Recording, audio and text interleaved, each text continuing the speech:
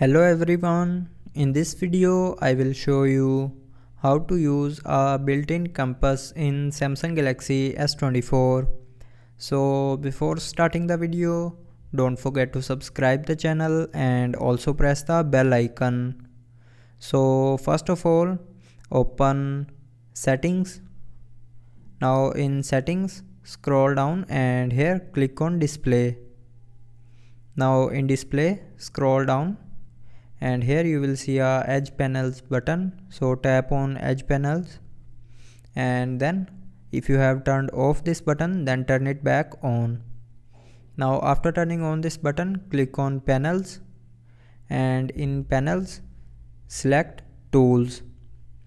So after selecting tools, go back to your home screen, and now to use the compass, just swipe left, and then here you will be able to use the built-in compass.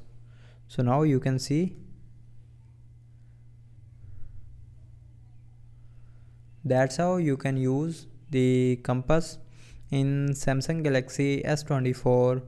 So I hope you liked the video. Thanks for watching.